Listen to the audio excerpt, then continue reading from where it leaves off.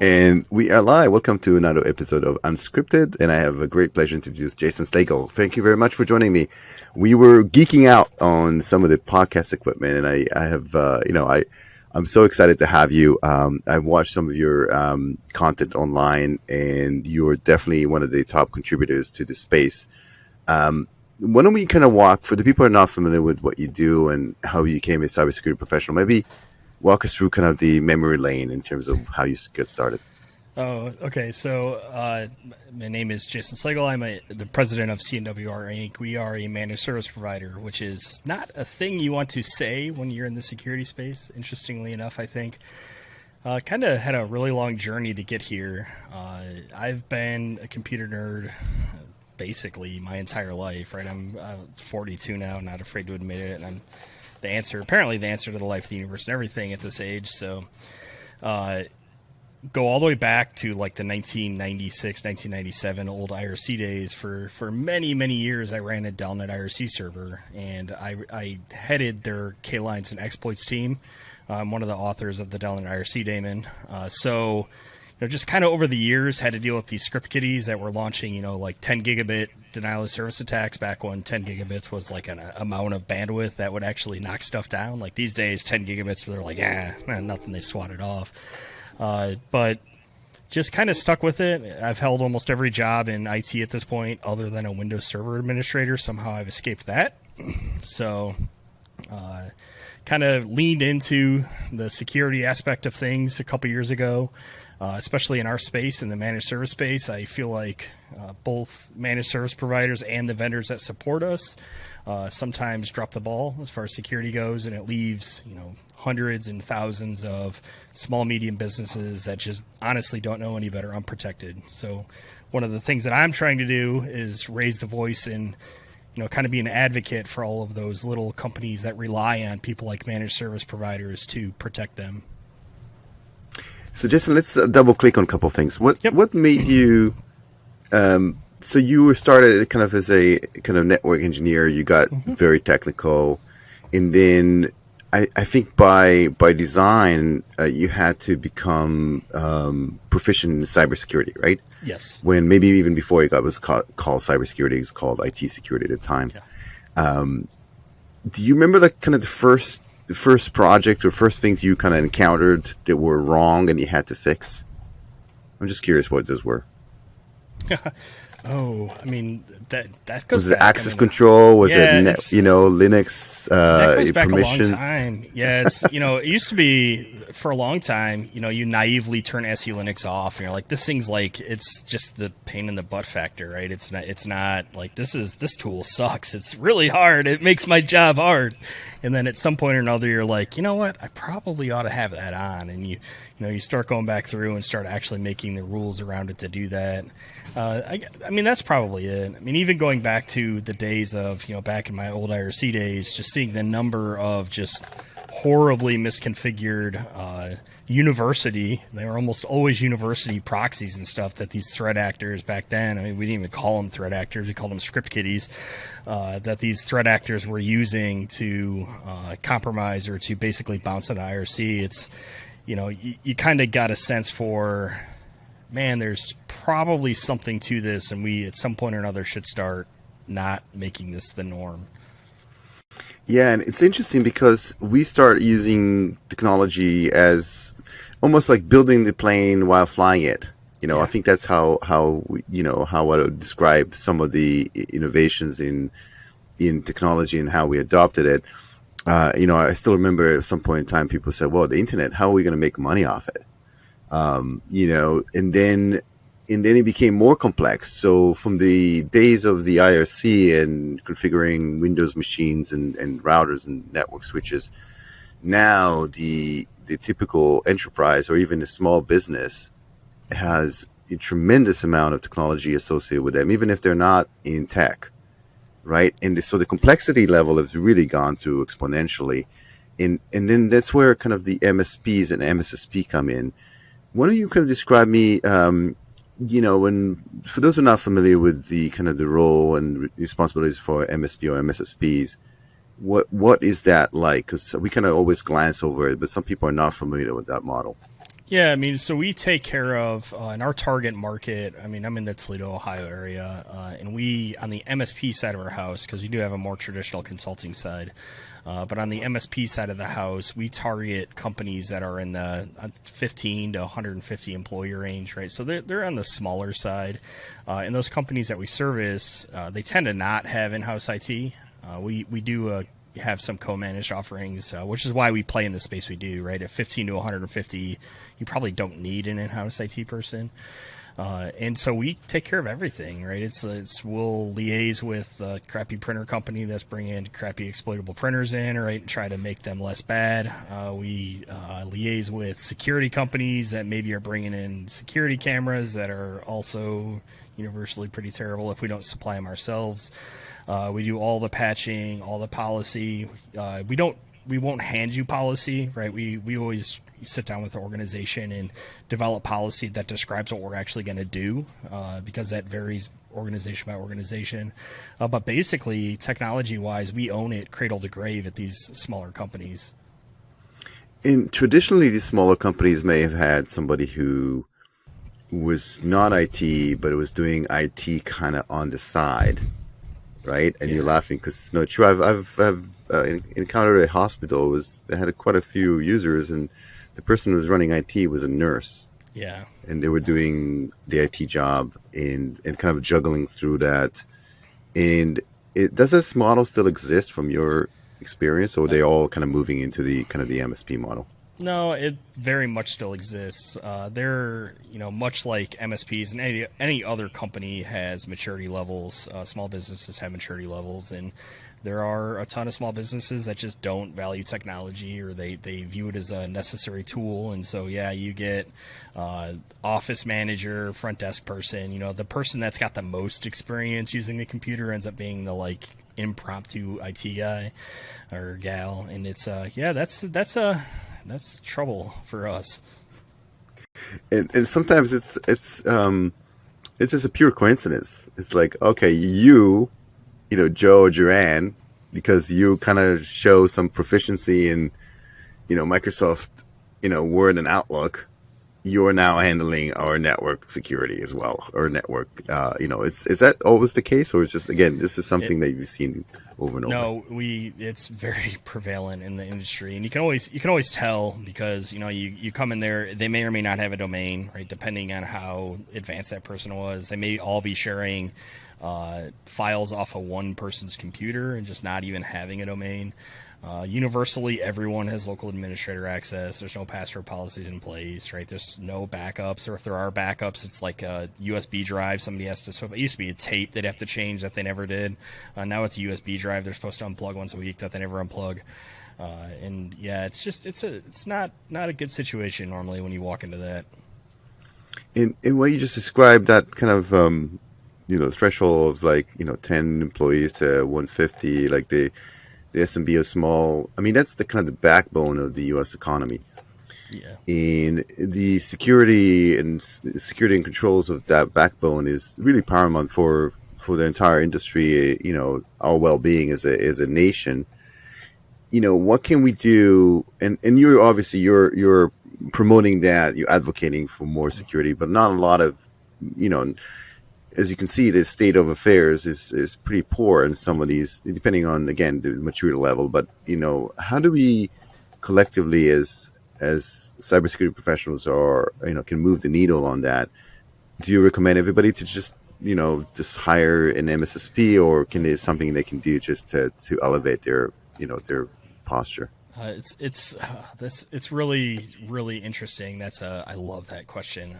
I spoke at GERCON last year, cybersecurity conference up in Grand Rapids, Michigan, giving a talk about the insecurities of the MSP tool set. And it was my first time attending the event. And what I learned is that much of the security community is actively hostile towards MSPs. They think we're like the worst thing in the world, and that we never secure our customers' networks, and that things are terrible.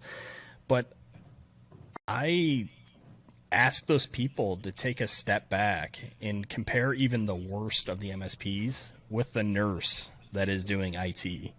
Right. So, as with all things, we're going to have levels of skill. Right. And one of my big things that I've been on a big kick for this year is, trying to level up MSPs and encourage them to get knowledge, especially in the security space.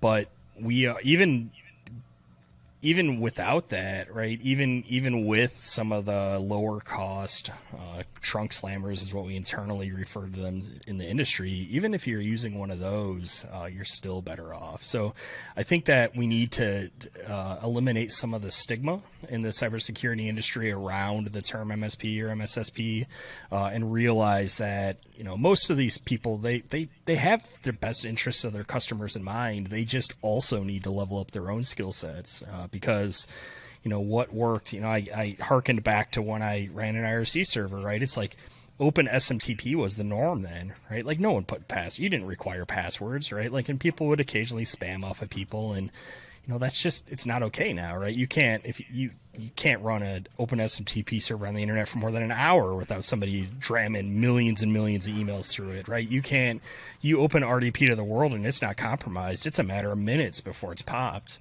right? So we live in this world now where, as you noted earlier, complexity has increased rapidly, but the mindset of a lot of these companies, especially the smaller ones, it's still back in the 90s where these were toasters, right? I go buy my toaster from Best Buy, I use it until it falls apart, and then I go buy another toaster, right? They don't realize that, man, if that toaster stops making toast and I can't pay my employees, and there are people actively trying to set my toaster on fire, and as the world has kind of grown and allowed us to take care of more clients with less employees as MSPs, the same world has evolved for the threat actors, right? So every day that bar to entry gets lower and lower, right? So it's the case where, what worked for maybe the last 8 years, just tomorrow isn't going to work anymore, and you're going to have a bad day. Yeah, and I agree with you. Things are fastly progressing on all fronts. And I'd like to double click on something you mentioned, that MSPs and MSP have a bad rep, but I think that's just, even vendors have a bad rep. It seems like everybody walks around with this, animosity towards each other, from the enterprise towards vendors, towards MSSPs, and vice versa. It seems like everybody kind of walks around with this, hurt feelings. What is that? We're essentially, we're all, as you mentioned, and this is why I love your answer. Everybody has, I like to believe, it has good intentions, and I know good intentions are kind of, what's this, the road to hell leads to good, it's paved with good intentions, but everybody at the end of the day, like, wants to do a good job, both the vendors, the enterprise, the professionals, the MSPs and so on. Why are we walking around with with grief all the time? Why is that? It's funny because I'm pretty sure the post where you found me, I was definitely throwing shade at a vendor, and I do it. I do it fairly often. But where I tend to punch is I punch with crappy sales and marketing practices, right? So we live in this interesting world where I can't even define what a pen test is anymore, right? Because I have a whole team of marketing people at 18 different companies trying to redefine what us as the industry thinks it is, and so I think that a lot of that animosity, at least between vendors and MSPs, comes from the somewhat crappy sales and marketing practices that some of them, and I get it, they're people, they're trying to make their sale, they're trying to go on with their day, right? But it's really tough when you start redefining industry accepted terms, and EDR was the thing, and now there's MDR. My running joke is I'm just going to make XDR. ZDR. Yeah, I'm going to make ZDR so there's no more letters, right? So can we be done with it then? As far as the animosity towards MSPs go, we are an industry that deserves some amount of that shaming, right? We're an industry that came out of largely a lot of smaller break fix computer shops that kind of pivoted to this proactive model with perhaps not being proactive enough, right? A lot of MSPs are really late to the game as far as their security stacks, and not even stack. It's more they're late to the game in leveling up their security skills, right? And realizing that the world is more complicated. So, there's some amount of it that's a little bit deserved, right? But I find that people, I get a lot of crap online for being like this, for like really gruff jerk, and it's like people meet me and they talk to me and they're like, no, he's actually not a bad guy, right? It's like if people just sit down and talk to each other, they realize that most of us are swimming in the same direction. And I think some people just adopt certain personas online, and when you meet them, they're very different.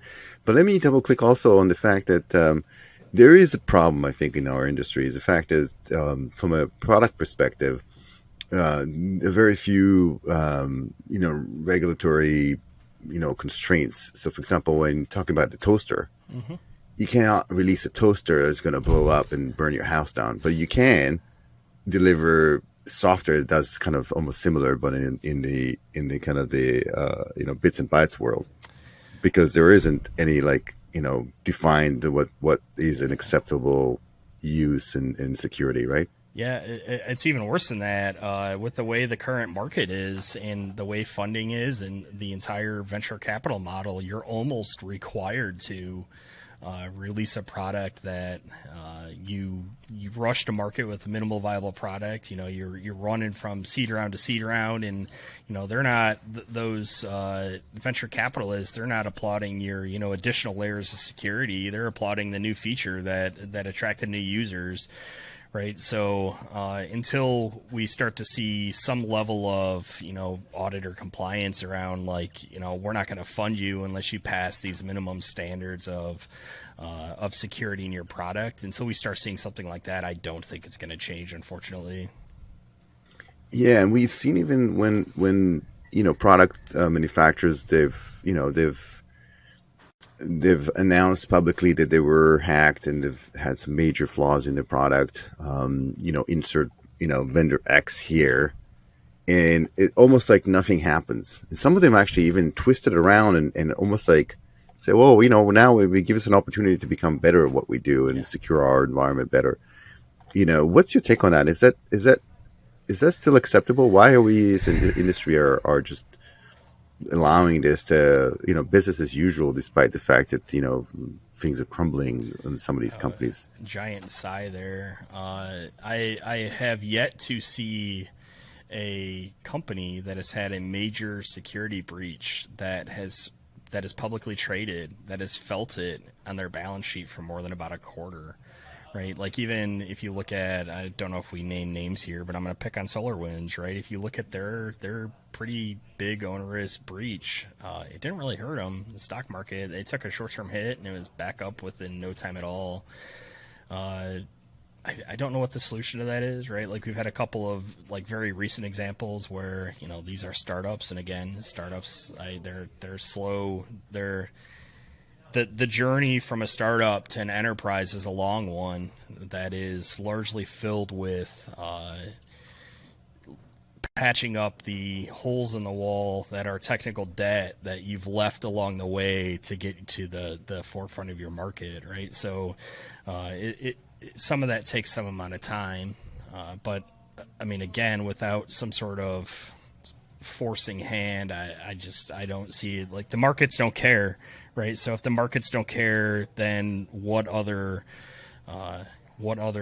avenue do we have to hold these companies accountable? And can we vote with our feet or with our buying powers? For example, you as an MSP, I have the ability to pick and choose the products associated with because of what in terms of what you do. Because a lot of the time, your customers don't care whether it's vendor X or vendor Y. As a matter So of you fact, have the we usually freedom don't of tell doing them. it. Right. So can you, and that's, by the way, that's the fastest growing segment of IT and cybersecurity, because of the complexity. There are 70,000 MSPs or MSSP out there. you'd be crazy to run your own SOC today or run your own IT. It's just so costly and so complicated. So do you think eventually, because, there's obfuscation level with MSPs in terms of what products they pick, you think eventually vendors will have to be more, more on the ball in terms of what it is they do, just because due to the fact that there can be displaced at any given time? Yes and no. I very much vote with my wallet, and there's certain vendors that I do my best to not do business with. There's one I'm on my way out of now that is in the news right now with some stuff that just happened with their only remaining product of theirs I use. The problem logistically from the MSP side is that a lot of these companies have the same companies that perform and react to security stuff poorly also have some of the worst contract terms for the MSPs, right? So a lot of times MSPs can't even get out of the contract if there is an incident to move to another product. And then even worse than that, some of these vendors even have non-disparagement agreements in there. So, if they do perform poorly, you're not even allowed to tell other people about it. That's just a bunch of crap. And do you have to sign these agreements? If you want to use their product. Well, there's like thousands of vendors though. Like, can you pick and choose? For every category, let's pick EDR. There are like hundreds of vendors on that front. Yep. So why can you pick a vendor that plays ball? We do on the EDR side and the traditional security product side. It's a little bit easier, right? Like there may be hundreds of EDR products. There's some subset of them that play in our channel space, right, where we can they have the multi-tenancy and the other features that we need to use them. For things like that, it's pretty easy to pick one, right? Like everyone has their favorite, and I won't name any names here, but there's 3 or 4 vendors that are pretty prevalent in our industry. It's a little harder when you start looking at like our remote monitoring and management tools, or the PSA, which is like basically our sales force and the backbone of our entire business billing wise. There's a number of startups there that are iterating and moving quickly, but they're just not the feature parity of the big 3 or big 4 that are out there that kind of own the space. And those big 3, it was 4. One of them got acquired by another one of them, so now there are 3. Those big 3 tend to be some of the ones that have the most onerous contract terms because they know that there aren't very many other places for you to go. Yeah, it's super interesting. It's super interesting. And let me ask you this, since you already kind of covered some of that. When you are deciding to move into a new category in terms of service offering, what process do you go through in terms of picking out the right technology? I love this. This is another one because, I've given a couple of talks this year. I gave one at CompTIA Channel Con where I kind of went through this. I kind of take a journey where I have to identify the problem I'm trying to solve, right? So it's like I gain the knowledge to be able to solve it myself without the use of any tool, and my team to solve it themselves without the use of any tool. We document some process and procedures around it. We look to see potentially if I can use one of my other existing tools, right? Like the last thing I want to do is like I already run like four agents on most PCs, right? You got AV, the RMM agent, remote control, and then there's a password elevation, like a privilege management, right? So I'm running 4 agents on every PC. The last thing I want to do is add a 5th if I don't have to. On some servers, we run more than that, right? So it's like, can I use an existing tool for the job? The answer to that, sometimes no. Once I know how to do it myself, then I can evaluate contenders to do the job for me in a more automated fashion. And now, since we hold the knowledge to do it ourselves, then we can directly make ROI comparisons to say, well, this tool, if it performs in the trial like it looks like it's then it's gonna save me this much time per user, right? And I can make financial and quantified decisions based on knowledge. Unfortunately, a lot of MSPs in our space, they don't do that. They're like, oh, we need to do SaaS monitoring, and they just like spin the wheel of vendors and just pick a random vendor off the wheel. And it's usually the one that has the most sales and marketing budget, and that's the one that they end up picking. I don't agree with that approach. isn't it all about the MRR though, like Yeah, the monthly recurring revenue? Like how can we marginally increase, the services therefore per customer? it is. But it's like we have industry benchmarks as to where we need to land margin wise, right? And so we kind of I'm a DevOps guy, right? So we kind of control chart it, right? So I have a minimum and a maximum margin that I'm aiming for with each customer, and a lot of times, if I identify a need, and the customer isn't already down towards the lower end of that margin bucket, I don't need to extract more revenue from them, right? I have enough margin to play with to just add that additional tool in there, just as an extra little peace of mind, right? Because I figure. I've already done some ROI to know that I'm not going to lose a ton of money. It's probably going to save me some labor. But a lot of these tools, breaches are expensive, right? You really only have to prevent one for all of these things to always pay for themselves, right? So you kind of look at what could happen if you don't do the things you need to do. And what's the process when you get to a new client, right? What's the process? How do you spin them off? Like what is, in terms of like how adding them to the stack of what they need to do? And do you do like it's almost like a status, like, like what is the threshold in terms of, because the last thing you want to do is, get a client that has like terrible practices and then a month later they get hacked and then it's your neck on the line because they're your customers. How do you prevent that type from happening? So a couple of things. We are fairly unique in our area. We're unique, and I get a lot of pushback from clients for this.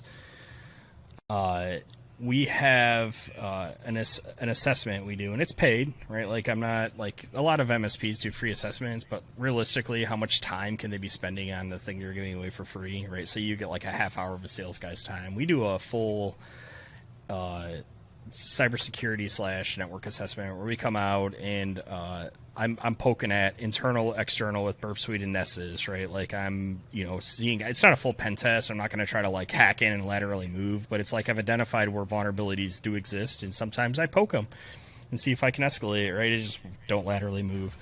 We write up, deficiencies on both the security and the non-security side of it, and each onboarding comes with two phases, right? One is like just standard onboarding, which is like get our tools, allow us to be able to service you, but almost every one of them comes with a remediation project, which is this is where you need to get to from a minimal standards like standpoint before I'm willing to accept liability of this stuff.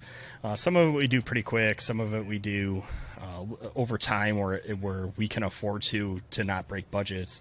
But there is a certain set, like I won't take a client on that doesn't have cyber liability insurance right now. I literally can't insure myself enough to cover every single one of my clients. So every one of my clients has to have a cyber liability policy. So if you don't, and you can't get one because you don't have MFA on email, then before I am taking you on in a fully managed role, we're doing MFA for email as part of a remediation project. That's super interesting. So you must have sometimes difficult conversations that you have to have. Yeah. And because it's not, a customer will say like, what do you mean you can't take me on as a client? And they obviously don't like the answer, and they probably just want easy fix, right? What's the easy staples button? And they like easy, and they just think, okay, as soon as I call you, you come over, and then the next day I'm done. Yeah. I'm ready. I'm good to go. I mean, somebody will always take them on, right? And that's where we get to this like level of maturity of MSPs. There's always an MSP willing to take them. But yeah, I definitely write a good amount of security and assessment reports where it's like I'm juggling dumpster fires. Like, which of these things is most likely to burn the house down first, right? Like, you need to fix these three things, and it's a balancing act, right? It's like we have our stack and our generally supported standards, right? Like we, for better or worse, use Meraki because it's like the correct amount of ease of management for my hires and security and enough stuff to make it palatable. But man, if you have vendor supported, that's still getting security updates like layer 2 and layer 3 switches internally, like I'm not going to make you replace those for me to service you, right? But the key there is that all of those pieces have to have vendor support and vendor security updates, because one of the things we are going to do quarterly or monthly or as needed is we're going to apply the vendor patches to these things to keep them secure. So yeah, there are definitely some tough conversations with clients that, like, yes, I can't. It's usually not. If we usually don't get to the point, we'll sever way before, like right after the assessment, if I can't take them on. But a lot of times the tough conversation is like, yeah, your environment, you know how you haven't had any IT budget for like the past 5 years. Yeah, it very much shows. And now you're going to have to write a very big check to get you to the point where I can actually service you. So do you have like, just one of those things you say, like your buddy that where you say, hey, I can't do anything for you, but Joe down the street has maybe that will take you. We used to. I stopped doing that only because I don't want to refer somebody to somebody else that isn't going to take care of them, right? So it's and that's part of the decision here, right? It's like we've spent a lot of time kind of making ourselves known that we're good security wise, right? So the reputational damage to me, if I recommend a not as good MSP, you go there and then you get breached, it's just not worth the reputational damage. Yeah, it makes sense. And you mentioned that you, as the service providers, have a certain risk threshold that you have ability to take ownership on. Do you feel that it's less now that you're more mature as a company, you have more clients and have a reputation than when you were just starting out? There you would say, hey, I'll take anybody, and I just need the revenue, I need to grow. Yeah, we've always probably been a little more picky than many, but that is definitely increased over time, right? Where it's like it used to be that I just wouldn't take new clients on. I'm now actively trimming clients that are not willing to take some of the security journey that some of them have been clients for many years, and we're gonna part ways because they just won't do the things necessary to protect themselves, and they don't see the value in it, and it's a misalignment, right? It's like our maturity MSP wise is like here, right? And if you're here, like maybe I can raise you, but if you're like way down here, the gap's just too big, right? And we're gonna have to part ways. And it's maybe the Pareto principle where it's the 80-20. Yeah. Like you probably make 80% of the revenue from 20% of the customers. Yep. And so at some point you got to figure it out. And then you mentioned that you have a sweet spot. So first of all, how do you scale your business? Meaning like how do you make sure that you have the resources associated with taking on ownership of new clients? And why have you decided specifically to kind of stay in that category of company size and not? Because sometimes, people, MSP gets enamored by the larger organization with larger contracts. Maybe some more headaches or whatever, more compliance and all kinds of stuff they need to worry about. But there's definitely more money behind those larger. So it's just an interesting question there. Yeah. So there is, for any given point, and there's 3 or 4 buckets of size, right? Like the work and the effort required to support like a 1 to 10 user company is different than the kind of work it requires to support like 10 to 50. The industry's kind of accepted some like standardized buckets. We're kind of blending them a little bit because it should be like 25 to 100 we should be taking. We've found, at least locally here, that we can take up to 150, and we can come down to 15 to do it.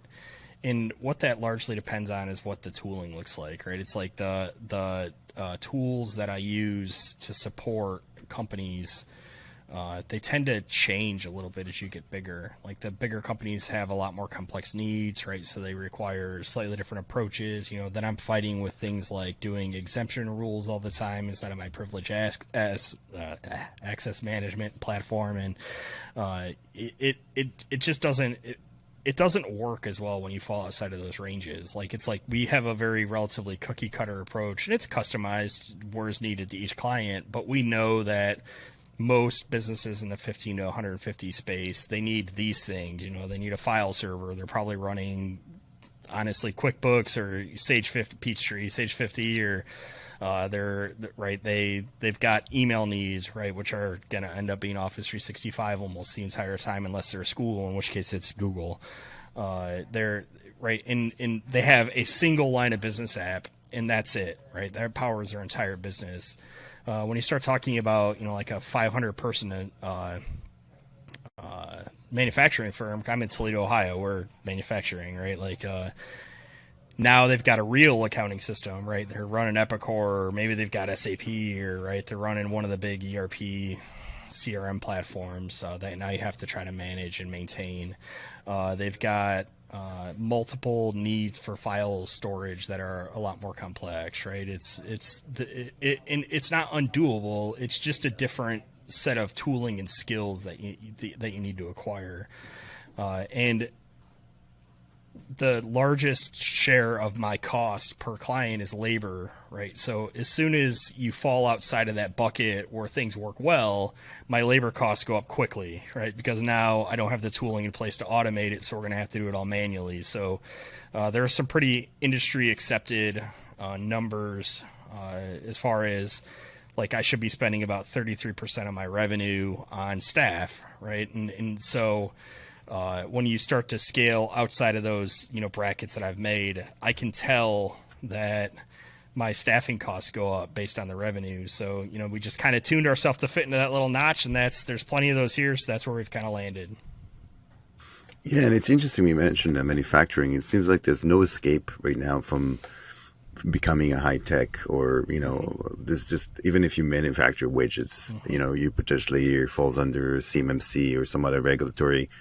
And as you mentioned, specifically, for example, having cybersecurity insurance policy requires you to have a certain threshold. So there's almost no escape, regardless of how low tech you are as a business, from getting yourself in line and in check in terms of the security controls, right? Is that a correct assessment? Yeah, I think so. I think once you get below 10 or 15, you can survive, right? It's like we had a landscape company we were talking about, and it's like, if we're hacked, we're just going to go back to paper receipts and that. I'm like, okay, nope, you're actually probably right. You could probably actually do that, right? But when the manufacturing, 100-person manufacturing client tells me the same thing, I'm like, no, you're not. You can't.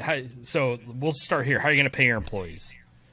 Well, we'll just read the records off the time clock. Okay, well, the time clocks are electronic. Boom, you're done, right? The world is moving to an electronic era, especially COVID forced that handily, right? So all of these solutions that, potentially at one point or another you might have done manually, just for efficiency and productivity reasons, you've moved away from the time clock that physically punches a card that somebody has to read the times off of and enter, right? You went to an electronic time clock. You're no longer sitting down with the calculator and calculating payroll, right? You're using a service to do that, right? You got to upload the time to the service to calculate payroll, right? It's you don't even write checks anymore, right? You use a bill pay service online, and so many people just don't even think about that. And your digital assets, essentially, we're a knowledge-based economy. So even if you are manufacturing widgets, and the process of which you manufacture these widgets and perfected over 25 years has a high value to, for example, some nation state adversaries trying to steal that. And so everyone is a target. Yep. Do people still feel that they're like, oh, we're small, we're nobody, so we're protected? 100% of small businesses feel like they're not a target. My buddy Tom Lawrence posted something online the other day about it, and I thought it was quite fitting, right? It's like, it's not that the threat actors aren't targeting you, it's that you're too small to make the news. Right, so the small companies, they're getting breached the same as the big companies. I mean, maybe not quite. It actually, probably more of them are getting breached, right? But it's potentially not as bad when it happens. But they just don't make the news, right? There's just isn't. You'd have to have a nightly segment on the news about what local companies got ransomware, and you'd have to run a list, right? Because there are just that many of these things happening. Yeah, it's pretty amazing. So, Listen, I would like to keep on going, and maybe we'll do a second because I feel like I'm just kind of getting warmed up in terms of the questions. If you are SMB and is currently thinking about potentially just hiring and getting on the MSSP board, what are the top things you have to look for in terms of how you shop around into getting a service provider? Because it's a really difficult decision, and I think also maybe people take it lightly, but they become partners of yours, an extension of your company. So you have to make the right decision. And you mentioned specifically benchmarking and all that stuff. So I'm assuming you're trying to see how you compare to others, and Yep. there's so many. Yep. How would you recommend going about that? So yeah, I mean, the first thing you said is it's 100% true, right? Like, if you have an effective relationship with your provider, it is a partnership, right? It's like you're not only calling them when you need a password reset, right? Like they're involved in choosing technology, setting up technology, right? Like the whole life cycle of it. A simple, easy first question that I would ask if I was shopping for one: will you allow my users to have local administrative access on their workstations? And if they say yes, run. Right? Like from a security standpoint, I mean, that's table stakes, right? It's like, how do you set up and run multi-factor authentication for my employees on email, right? And if they say we don't, or we use security defaults, then again, run, right? Like it's like they're not taking security seriously. And then, frankly, ask them how many of their customers over the past 12, what percentage of their customers over the past 12 months have had an incident. Don't say breach. Breach is a bad word in this industry. Say incident, right? And the answer should be low. If the threat actors, while they are breaching small companies, they're breaching small companies in a very automated fashion, right? The payout's not high enough for them to spend a lot of their time doing it, right? So I've told this analogy a couple times, and I think it's great. It's like, that you have that whole adage of like, I don't need to run faster than the bear. I just need to run faster than the guy next to me. That's 100% true here, right? It's like perfect protection is impossible, right? Like you can almost always find a way in if you're motivated enough, but you still lock your doors, right? So you just need to make yourself a harder target than all of your peers, and then they're the ones that are going to get hit, right? So you should, if the MSP is doing well and taking care of it, that number should be relatively low. They should not be dealing with a lot of breaches, and they happen. They inevitably happen to everyone. Usually human elements are involved. Somebody gets phished, a lot of wire fraud, stuff like that, but it should still be relatively low. And should you compare, I mean, everybody's price sensitive, Yeah. but what's your take on comparing the cost or the investment associated with joining as a partner? That is very location dependent, but I would say pretty universally, if anyone's telling you they can do it for less than, I'm going to throw $125 a month a user out there. If anyone's telling you they can do it for less than that, they're probably not securing you that well. Just some of the tools, once you start talking SIM, right? Like all of our clients get SIM, and it's expensive. It's one of the most expensive pieces of our service offering, right? So all of our users, we do Microsoft 365 Business Premium, or we have a couple of E3, but generally we don't sell Business Standard, Business Basic, right? Because we want Azure Active Directory P1, so we get conditional access policies, right? Those are expensive pieces, and so when you get down to the $100, $80, $60 a user price point, they just can't be doing those. They're either losing a ton of money, or they're running a very basic tool set, which is probably just remote monitoring management and AV, and then just hoping that's enough. Yeah, it's super interesting. Yeah, the cost is there no matter what, and maybe it leads me to kind of maybe one of the last questions. And how do you show value? The ROI associated with running it, because if you do a great job, it's always the question like, okay, nothing happens, and and at the end of the year, they do want to see, or maybe quarterly, they want to see like some sort of like, okay, what, because if they don't talk to you, what have you done? What have you done? If we don't talk to them for a year, then something's wrong, right? Like we as part of our engagements, kind of play like a virtual CISO or CISO and a virtual CIO kind of role where, we're kind of wanting to meet with them on a security front. Even quarterly, somebody from my team will talk to them, and they'll talk a little bit about what the current threat landscape looks like. We mostly want to hear about their business, right? Like we want to talk to them about what they have going on, but it is hard, as you pointed out, that this is how do you prove a negative, right? It's like, oh, you didn't get breached. Did you not get breached because of what I did, or did you not get breached because no one tried to breach you? So you can go in. We used to have reports that would say we stopped so many threats, blah blah blah. It's like the business owners don't care about that. They're trying to run a business, right? So especially in the small business space, if you're in active communications with the customer and you're kind of talking about what the threat landscape looks like, and you're trying to be a partner and be an executive team member of that company, that alone tends to show the value. And I don't have to produce a bunch of reports with a bunch of fake scary numbers on them trying to show my value. And do you give out your personal cell phone, or is it something they have to go through, like the main number? Sparingly. I've had my cell phone number since 1997, so I covet it, and I try not to get it out. Calling me is not a valid way to get support, right? So I give it out to VIP clients just as an escalation point. But if it's like, if you call me up and you're like, oh, so-and-so can't do that, I'm like, you got to put a ticket in. I can't. I'm still very technical, but I'm no longer technical on that side of the house, that, I'm going to be able to help with that sort of thing. Yeah, but Jason, like I would totally see like how you provide a real comfort. Yeah. If somebody calls you up, and because you have that experience and you've done it so much, and you know how to engage. And that leads me to kind of the last question: how is it best for people to get hold of you and know more about what you guys do, whatever the case may be? Sure. I mean, if you're in the market, we tend to service the Toledo, Ohio area, so I think I'm a little bit out of your New York. I think New York, I don't know if it's state or city, big city. Both. I'm a little bit out of your geo, but CNWR.com. You can find me on LinkedIn. That's where I'm most active. I tried Twitter. I can't. It just doesn't vibe with me. I'm very active on LinkedIn. You can just search for Jason Slagle or Jason Slagle CNWR. You should find me.